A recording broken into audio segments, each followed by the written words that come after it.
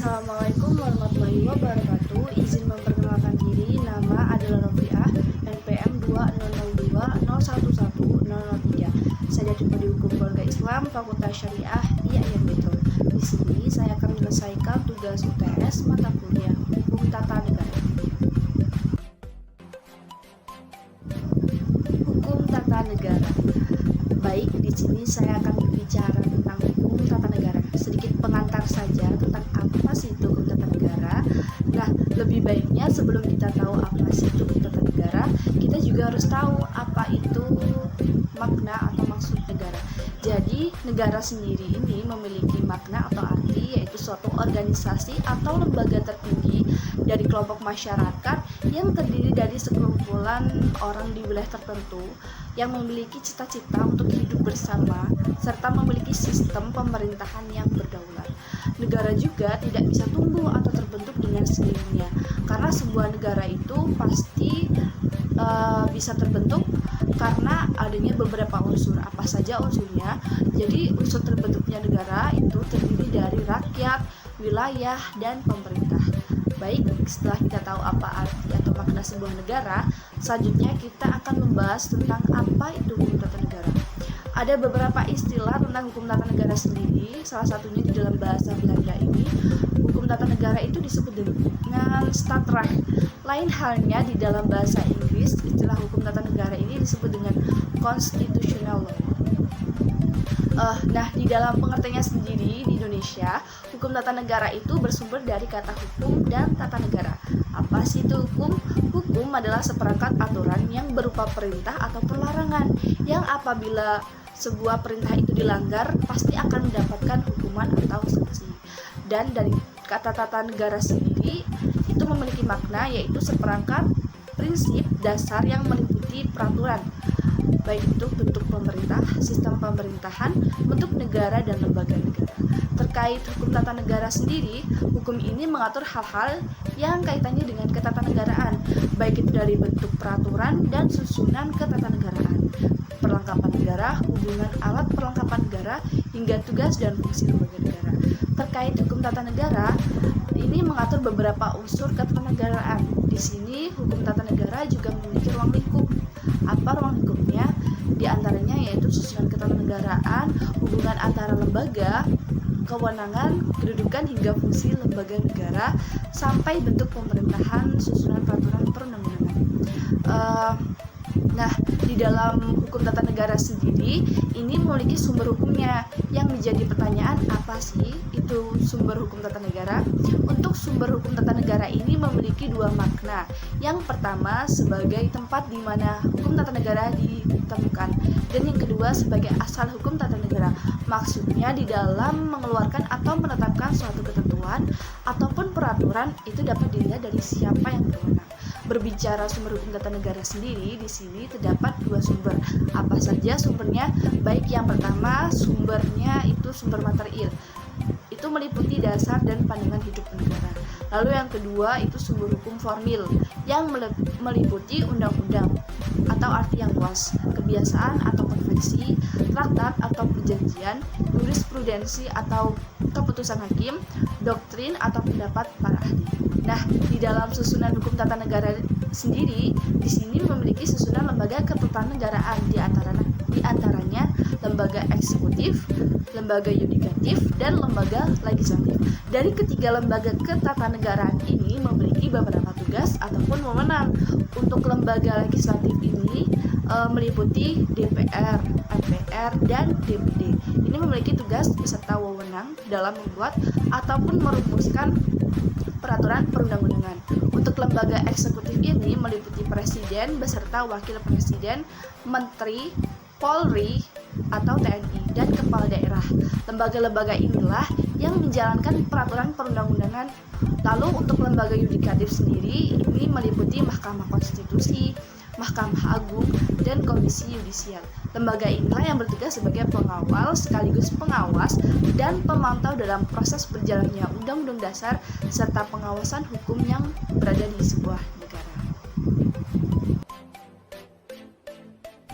Selanjutnya, saya akan berbicara sedikit tentang struktur ketatanegaraan atau kelembagaan negara Republik Indonesia sebelum amandemen dan setelah amandemen. Nah, yang pertama, untuk susunan lembaga negara sebelum amandemen itu yang pertama Undang-Undang Dasar 1945. Itu mengatur lembaga tertinggi dan tinggi negara. Lalu di bawahnya itu ada MPR. Ini sebelum amandemen, MPR sebagai lembaga tertinggi yang sepenuhnya menjadi kedaulatan rakyat. Dan MPR ini mendistribusikan lembaga-lembaga yang sejajar kedudukannya yang berada di bawahnya. Apa saja? Di antaranya seperti Presiden, DPR, DPA, Mahkamah Agung, dan BPK. Nah, yang kedua, setelah diadakan amandemen ini, susunan lembaga negara ini berbeda karena tidak ada lembaga tertinggi lagi. Namun untuk Undang-Undang Dasar 1945 ini tetap menjadi sumber legitimasi ataupun landasan yang mengatur lembaga tinggi dan kedaulatan rakyat itu berdasarkan Undang-Undang Dasar, bukan di tangan MPR lagi. Karena setelah amandemen, MPR ini menjadi lembaga tinggi yang sejajar kedudukannya dengan lembaga-lembaga lain seperti lembaga MA, MK, KY, DPR, DPD, Presiden, dan BPK.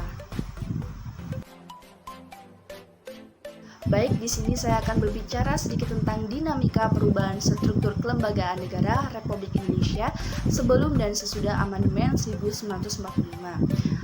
Untuk dinamika perubahan struktur kelembagaan negara sendiri di sini sama halnya seperti pembahasan sebelumnya. Untuk terkait struktur kelembagaan negara sebelum amandemen sesuai dengan ketentuan yang dimuat dalam Undang-Undang Dasar 1945 itu menegaskan bahwa kedaulatan rakyat diberikan seluruhnya kepada MPR sebagai lembaga tertinggi negara. Lalu MPR ini kemudian mendistribusikan kekuasaannya kepada lembaga tinggi negara yang kedudukannya sejajar, di antaranya DPR, Presiden, MA, DPA, dan BPK. Lalu susunan lembaga negara sebelum di amandemen ini diatur bahwa Undang-Undang Dasar merupakan hukum tertinggi. Kemudian kedaulatan rakyat diberikan seluruhnya kepada MPR sebagai lembaga tertinggi. Selanjutnya, untuk struktur kelembagaan negara setelah amandemen ini, Undang-Undang Dasar dalam suatu negara tetap berperan sebagai hukum dasar tertinggi untuk mengatur pembagian tertinggi kekuasaan pada lembaga-lembaga negara yang dibentuk berdasarkan Undang-Undang Dasar itu sendiri.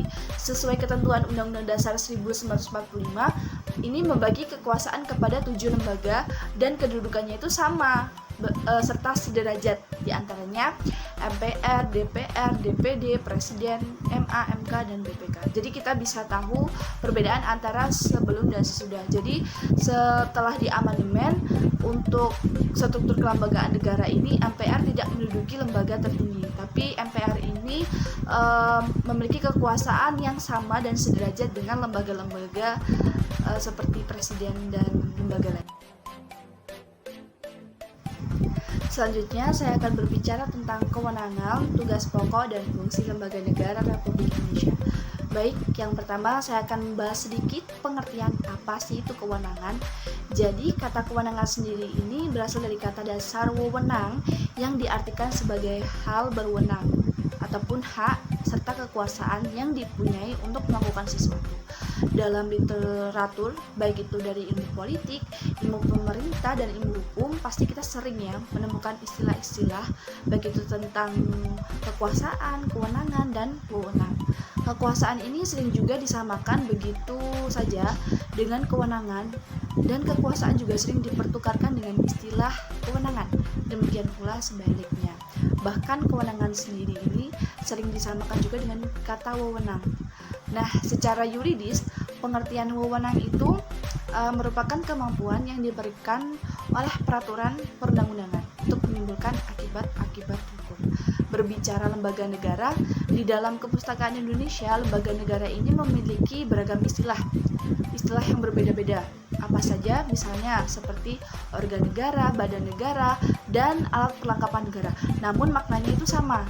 Namun di dalam Kamus Besar Bahasa Indonesia terdapat istilah lembaga pemerintahan yang diartikan sebagai badan-badan pemerintahan di lingkungan eksekutif. Jika kata pemerintah diganti dengan kata negara sehingga menjadi lembaga negara, maka hal itu berarti badan-badan negara di lingkungan pemerintah negara. Jadi tidak hanya badan eksekutif saja, tetapi untuk badan legislatif, yudikatif, dan badan-badan negara lainnya. Nah, terkait tentang tugas pokok dan fungsi lembaga negara, di sini saya akan berbicara mengenai pembahasan beberapa tugas pokok dan fungsi lembaga negara. Di antaranya yang pertama MPR. Sesuai dengan pasal 3 ayat 1 Undang-Undang Dasar 1945, MPR amandemen mempunyai tugas dan wewenang, di antaranya yang pertama mengubah dan menetapkan Undang-Undang Dasar. Lalu yang kedua, melantik presiden dan wakil presiden, dan yang ketiga memberhentikan presiden dan wakil presiden dalam masa jabatannya menurut Undang-Undang Dasar. Lalu selanjutnya lembaga DPR. DPR merupakan lembaga perwakilan rakyat yang berkedudukan sebagai lembaga negara. Lembaga negara DPR ini mempunyai tugas dan pokok fungsi, di antaranya yang pertama fungsi legislasi. Apa sih fungsi legislasi? Maksudnya DPR ini berfungsi sebagai lembaga pembuat undang-undang. Lalu yang kedua fungsi anggaran. Fungsi anggaran yang dimaksud adalah DPR ini berfungsi sebagai lembaga yang berhak untuk menetapkan anggaran pendapatan dan belanja negara atau yang disebut juga dengan APBN. Lalu fungsi pengawasan. Maksudnya DPR ini sebagai lembaga yang melakukan pengawasan terhadap pemerintahan yang menjalankan undang-undang. Selanjutnya lembaga DPD. Apa sih lembaga DPD atau disebut juga dengan Dewan Perwakilan Daerah? Ini merupakan lembaga negara baru ya, yang sebelumnya memang tidak ada. DPD ini merupakan lembaga perwakilan daerah yang berkedudukan sebagai lembaga negara yang terdiri dari atas wakil-wakil dari provinsi yang dipilih melalui pemilihan umum. Sesuai dengan pasal 22D Undang-Undang Dasar 1945, DPD memiliki beberapa kewenangan, dan poin atau inti kewenangannya itu yang pertama dapat mengajukan rancangan undang-undang kepada DPR dan ikut merancang undang-undang yang berkaitan dengan otonomi daerah, hubungan pusat dengan daerah, pembentukan dan pemekaran. Selanjutnya, DPD ini dapat memberi pertimbangan kepada DPR yang kaitannya dengan rancangan undang-undang RAPBN atau pajak, pendidikan, dan agama. Selanjutnya, lembaga presiden dan wakil presiden. Kita sering mendengar, jadi presiden itu adalah lembaga negara yang memegang kekuasaan eksekutif. Maksudnya apa? Jadi presiden ini mempunyai kekuasaan untuk menjalankan pemerintahan. Presiden juga mempunyai kedudukan sebagai kepala pemerintahan sekaligus sebagai kepala negara. Selanjutnya lembaga MA atau disebut juga dengan Mahkamah Agung. Apa sih Mahkamah Agung? Mahkamah Agung merupakan lembaga negara yang memegang kekuasaan kehakiman. Yang dimaksud kekuasaan kehakiman ini adalah kekuasaan yang merdeka untuk menyelenggarakan peradilan. Gunanya ini untuk menegakkan hukum dan keadilan. Mahkamah Agung adalah pengadilan tertinggi di negara kita. Selanjutnya lembaga Mahkamah Konstitusi. Apa sih MK atau Mahkamah Konstitusi? Jadi yang dimaksud dengan Mahkamah Konstitusi adalah lembaga baru setelah adanya perubahan Undang-Undang Dasar 1945 yang disebut juga dengan lembaga negara. Ini tugasnya untuk melakukan kekuasaan kehakiman untuk menyelenggarakan peradilan guna menegakkan hukum dan keadilan. Selanjutnya Komisi Yudisial atau KY.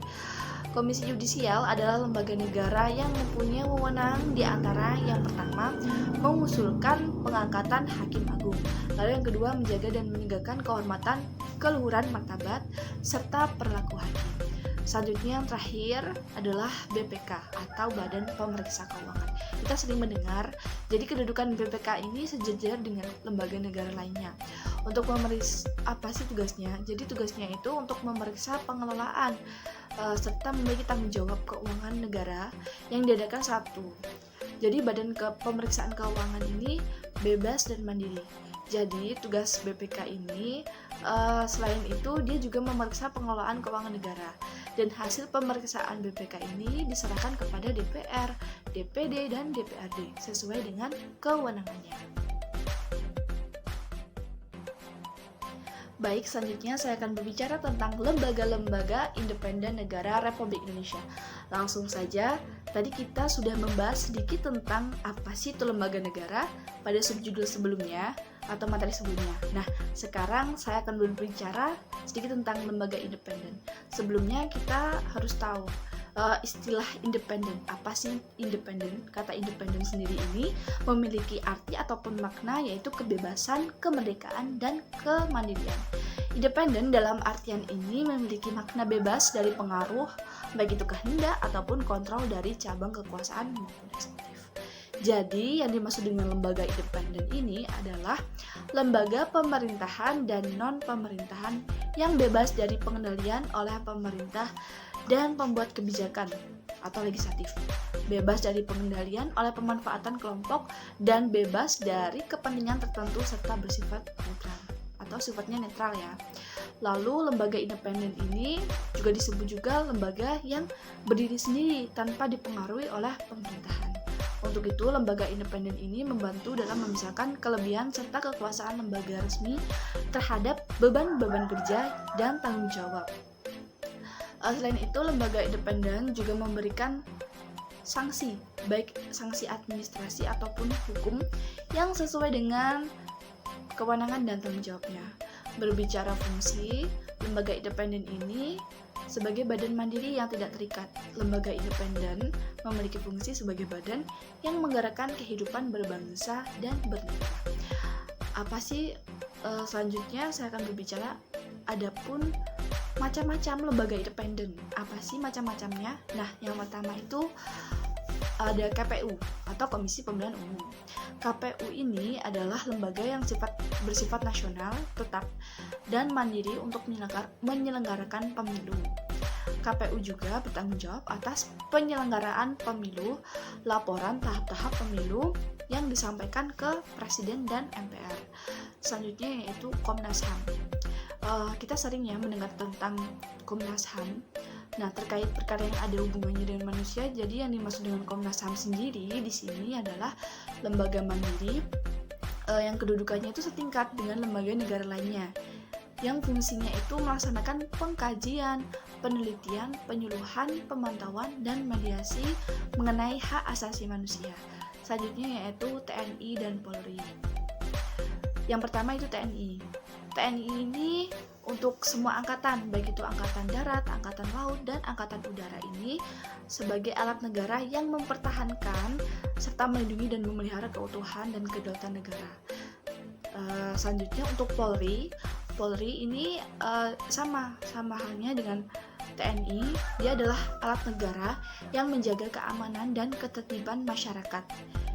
Yang tugasnya ini untuk melindungi, mengayomi serta melayani masyarakat serta menegakkan hukum.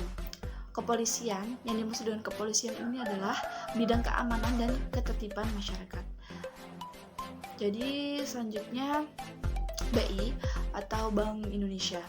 Lembaga BI atau Bank Indonesia ini mempunyai tujuan tunggal, yakni mencapai dan memelihara kestabilan nilai rupiah.